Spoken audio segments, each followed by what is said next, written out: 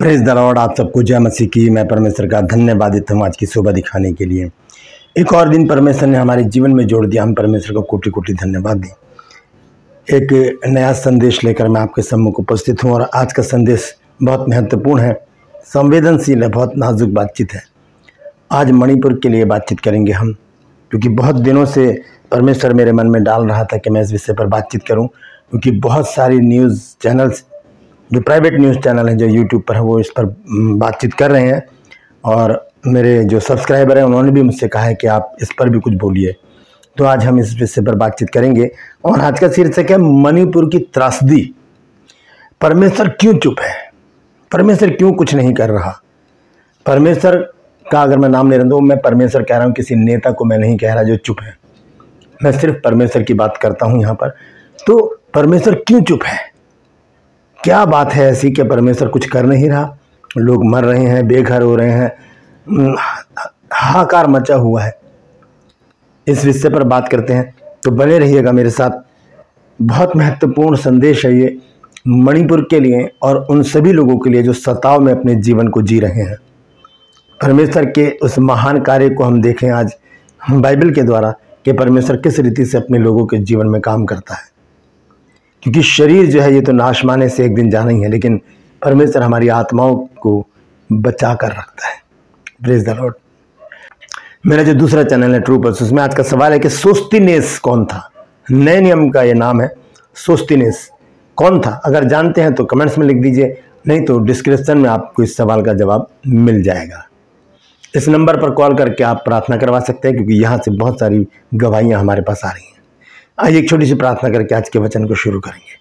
प्रभु जी, मैं धन्यवाद देता हूँ आज की सुबह दिखाने के लिए और विनती करता हूँ आज के वचन को शेयर करने मेरी मदद सहायता कर। खास तौर से मणिपुर के लिए मैं विनती करता हूँ प्रभु जी, वहाँ पर जो त्रासदी है प्रभु जी, हाहाकार मचा है, त्राही त्राही मची है, उसे तू देख प्रभु जी। तो क्यों चुप है प्रभु? जल्द से जल्द अपने बच्चों की रखवाली के लिए अपनी सेना को भेज, ताकि प्रभु जी वहाँ पर शांति हो, सुख हो, समृद्धि हो प्रभु जी, और वो शहर फिर से नया बना दिया जाए। अपने बच्चों की रखवाली के लिए अपने स्वर्गदूतों का पहरा लगा, ताकि बैरी किसी रीति से कामयाब न होने पाए। धन्यवाद देता हूँ प्रभु, तूने मेरी प्रार्थना को सुन लिया। यीशु के नाम से मांगते हैं, आमीन। Praise the Lord. तो आइए आज के संदेश को शुरू करेंगे। संदेश है कि परमेश्वर क्यों चुप है? ऐसी क्या बात है कि परमेश्वर चुप है? हम देखते हैं कि एक चुप्पी जो है वो तूफान के आने के बाद की शांति को दर्शाती है, लेकिन यहां पर हम देख रहे हैं मणिपुर में जो कुछ भी हो रहा है वो तूफान से आने का एक शोर है। एक बहुत बड़ा तूफान आने वाला है जिसका इंतजार सभी विश्वासी लोग कर रहे हैं। हम जानते हैं कि परमेश्वर कभी भी चुप नहीं रहता, और जब वो चुप होता है तो इसका मतलब है वो बहुत बड़ी योजना को बनाने की तैयारी कर रहा है। दोस्तों, जब हम बाइबल पढ़ते हैं और हम पुराने नियम की सारी पुस्तकों को पढ़ते हुए जब हम लास्ट में आते हैं मलाकी की पुस्तक में, और उसके 4 अध्याय की आखिरी आयत को हम पढ़ते हैं, तो उसके बाद एक फुल स्टॉप आ जाता है और उसके बाद एक खाली पन्ना आता है, वाइट पेज। उसके बाद नया नियम शुरू होता है और एंट्री होती है प्रभु यीशु मसीह की।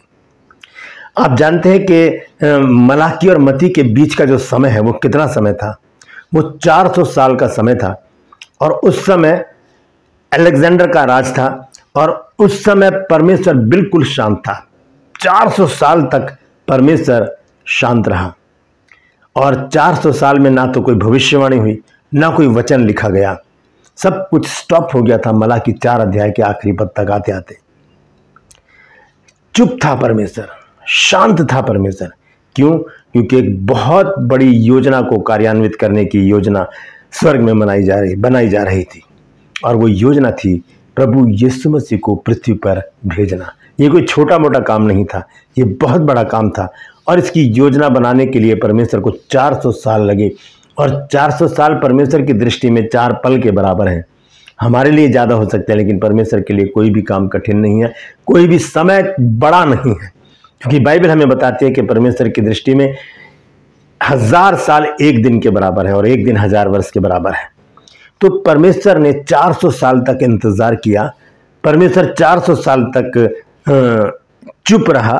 परमेश्वर एक योजना बना रहा था अपने बच्चों के लिए, अपनी सेना के लिए, उनके उद्धार के लिए, उनके छुटकारे के लिए, और वो योजना थी प्रभु यीशु मसीह को पृथ्वी पर भेजना।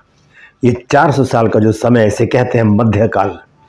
ये वो मध्यकाल था जिसमें परमेश्वर ने ना तो कोई भविष्यवाणी की, ना कोई वचन लिखा गया, सब कुछ शांत हो गया। और परमेश्वर ने जब नया काम शुरू किया तब एक बहुत बड़ी घटना हुई, और वो घटना थी प्रभु यीशु मसीह का पृथ्वी पर जन्म लेना। इससे बड़ी घटना और कोई नहीं हो सकती। दोस्तों, इसी तरह से हम देखते हैं कि मणिपुर में बहुत सारे लोग मर गए हैं। बहुत सारी घटनाएं हमारे सामने ऐसी आ रही हैं जिससे मन विचलित हो जाता है। उनकी तस्वीरें, वीडियोस देख देख कर। अभी बीते दिनों एक वीडियो बहुत वायरल हुआ जिसमें 2 स्त्रियों को निर्वस्त्र करके घुमाया गया, उनके साथ बदतमीजियां की गई। जिन्होंने ऐसा किया, क्या उनके घर में माँ बहन बेटियां नहीं हैं? दोस्तों, ये तस्वीरें रुला देने वाली तस्वीरें हैं। मैं इनका जिक्र नहीं करना चाहता, ना मैं वो तस्वीरें आपको दिखाना चाहता हूँ। मैं ये बताना चाहता हूँ कि क्या परमेश्वर चुपचाप ये सब कुछ देख रहा है? क्या परमेश्वर को कुछ नज़र नहीं आ रहा?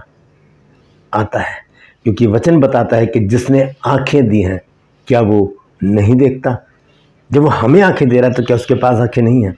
परमेश्वर का एक समय होता है नियुक्त, परमेश्वर उसी समय पर काम करता है। तो हमें करना क्या है? इंतज़ार करना है उस समय का जब परमेश्वर अपने कार्य को करेगा। जो लोग मर रहे हैं, जिन्हें मार डाला गया है, बहुत बुरी तरह से उनको काट डाला गया है, जला दिया गया है, उनकी आत्मा सुरक्षित है परमेश्वर के पास। उनकी आत्माएं परमेश्वर के पास सुरक्षित है। वो उद्धार पा चुके हैं और वो 100% परमेश्वर के साथ स्वर्ग में रहने के हकदार हो गए हैं। दोस्तों, पृथ्वी पर का जो डेरा सरी का घर है, ये गिराया जाएगा। हम एक परदेश में रह रहे हैं, यहाँ से हमें अपने देश में जाना है जिसे स्वर्ग कहा जाता है। यहाँ पर हमें दुख है, तकलीफें हैं, परेशानियां हैं, चिंता है। हम जिस देश में रहते हैं यहाँ पर विरोध बहुत है। ऐसी परिस्थिति में जब हम देखते हैं कि ग्रहण स्टेन्स के बारे में, जब उड़ीसा में उनको उनके दोनों बच्चों के साथ जला दिया गया था, उसके बाद क्या हुआ था आप जानते हैं? एक बड़ा तूफान जो है उड़ीसा में आया था, सुनामी जिसे कहते हैं, और सब कुछ तहस नहस कर दिया था। ये परमेश्वर का क्रोध था। परमेश्वर अपना क्रोध दिखाता है, लेकिन वो पहले सब्र करता है, पहले सोचता है कि ये लोग जो ऐसा कर रहे हैं वो बदल जाएं। इसी तरह से हम देखते हैं उत्पत्ति की पुस्तक 6 अध्याय 5 पद में, जब परमेश्वर ने देखा कि मनुष्य की जो बुराई है वो पृथ्वी पर बढ़ गई है, तब परमेश्वर क्रोधित हुआ। और परमेश्वर ने क्रोधित होकर क्या किया? उस समय की पृथ्वी को हमेशा के लिए नष्ट करने के लिए, उस समय के लोगों को हमेशा के लिए नष्ट करने के लिए एक योजना बनाई, और परमेश्वर ने नूह को चुना। और क्या हुआ? वो सब कुछ तहस नहस हो गया। उसके बाद जब हम आगे बढ़ते हैं, हम देखते हैं 2 शहर हैं जिसका नाम है सदोम और अमोरा। वहाँ पर व्यभिचार बढ़ जाता है, समलैंगिकता बढ़ जाती है। लोग ऐसे हो जाते हैं कि उनको व्यभिचार के सिवा कुछ सूझता ही नहीं। स्वर्गदूत वहाँ पर आते हैं, वो उनके साथ भी व्यभिचार करने की कोशिश करते हैं। परमेश्वर क्रोधित होकर उस शहर को आग और गंधक से नाश कर देता है। इंतजार करता है परमेश्वर, तब वो अपना काम बहुत सॉलिड तरीके से, पक्का काम करता है परमेश्वर। तो मणिपुर के लिए भी परमेश्वर इसलिए शांत है क्योंकि वहां पर एक बड़ा काम होने वाला है। एक बड़ा काम होने वाला है। किसकी ओर से? परमेश्वर की ओर से। मनुष्य जो है, जो विश्वासी लोग हैं, अपना 100% दे रहे हैं। लोग प्रार्थनाओं में लगे हुए हैं, लोग वहां पर मदद भेज रहे हैं, ट्रक के ट्रक भरकर वहां पर मदद भेज रहे हैं।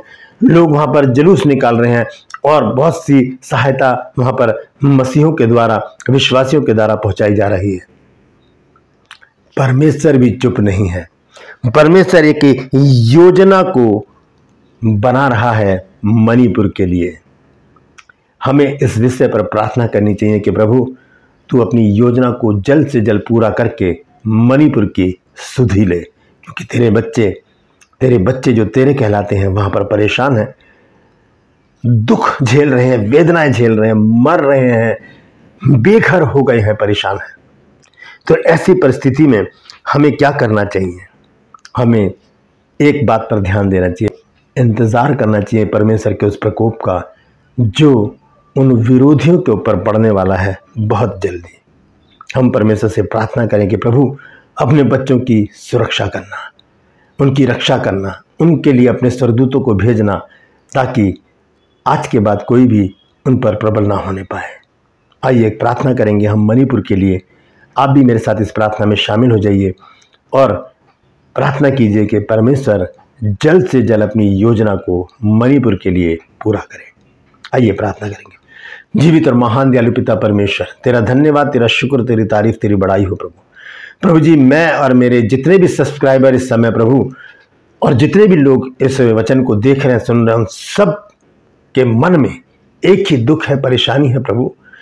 एक ही प्रभु जी वो वेदना है मेरे परमेश्वर मणिपुर के लोगों के लिए, जो प्रभु जी ऐसी भयावह स्थिति में है प्रभु जी, ऐसी परेशानी में है प्रभु जी, संकट में है, क्लेश में है प्रभु, जहां पर उन्हें डर के अपने जीवन को व्यतीत करना पड़ रहा है। अपने बनाए हुए घरों से निकलकर बाहर जंगलों में दर दर भटकते हुए रहना पड़ रहा है। प्रभु तू अपने बच्चों की सुधि ले। प्रभु तू क्यों चुप है प्रभु? तू बोल प्रभु और अपने कार्य को पूरा कर मेरे परमेश्वर। अपनी योजना को जल्द से जल्द पूरा करके प्रभु जी अपने बच्चों की सुधि ले मेरे परमेश्वर। मनुष्य चुप है, कुछ नहीं बोल रहे हैं, सरकारें चुप है, प्रशासन चुप है, और प्रभु जी जो पुलिस तंत्र है वो भी चुप है प्रभु। लेकिन प्रभु मैं जानता कि तू जरूर बोलेगा, और जब तू बोलेगा तो कोई भी तेरे सामने ठहर नहीं सकता, क्योंकि वचन कहता है प्रभु कि शेर जब दहाड़ता है तो कोई भी उसके सामने नहीं बोलता। तो प्रभु तू अपने कार्य को मणिपुर के लिए जल्द से जल्द पूरा कर मेरे प्रभु। अपने बच्चों की सुधि ले प्रभु जी। अब वहां पर कोई भी ऐसी बात ना हो, कोई घटना ना हो प्रभु, जिससे कि प्रभु जी लोगों का जीवन समाप्त हो जाए, लोग दर दर भटकें और प्रभु जी त्राही त्राही मची रहे। अपने बच्चों की सुधि ले, अपने स्वर्गदूतों को भेज प्रभु जी, अपने बलिष्ठ लोगों को भेज, ताकि प्रभु जी वो उनकी रक्षा रखवाली कर सकें और प्रभु जी उन्हें सुरक्षित स्थानों पर पहुंचा सकें। मैं जानता हूं प्रभु तू हर एक की प्रार्थना को इस समय सुन रहा है। पूरा विश्व प्रभु जी इस समय मणिपुर के लिए नतमस्तक है प्रभु। पूरा विश्व इस समय प्रभु जी मणिपुर के लिए प्रार्थना कर रहा है प्रभु जी, तेरे बच्चों के लिए प्रार्थना कर रहा है प्रभु, जो तेरे कहलाते हैं मेरे परमेश्वर। मैं भी प्रभु जी सरेंडर होकर प्रभु जी अपने सारे गलती गुनाह को मानते हुए मैं मणिपुर के लिए और अपने सभी लोगों के लिए जो मेरे साथ इस समय प्रार्थना में शामिल है, इकट्ठा होकर मैं प्रार्थना करता हूं प्रभु, मणिपुर की सुधि ले, अपनी चुप्पी को तोड़ मेरे परमेश्वर, और प्रभु जी अपने बच्चों की रक्षा के लिए तू जमीन पर उतर करा, ताकि प्रभु जी तेरे बच्चे सुरक्षित रह सकें और प्रभु जी तेरे नाम की महिमा करें। पूरा विश्व जान जाए कि प्रभु अपने बच्चों को किस अद्भुत रीति से बचाता है। जितने भी लोग मणिपुर में इस समय प्रभु जी वेदनाएं झेल रहे हैं, कष्ट झेल रहे हैं, उन सबको अपने लहू में छुपा लेना, ताकि आज के बाद बैरी किसी के भी जीवन में काम ना कर सके। धन्यवाद देता हूं प्रभु, तूने मेरी इस प्रार्थना को सुन लिया। प्रभु यीशु के नाम से मांगता हूं, आमीन। धन्यवाद देते हैं प्रभु को इस प्रार्थना के सुने जाने के लिए, और प्रभु ने इस प्रार्थना को सुना है।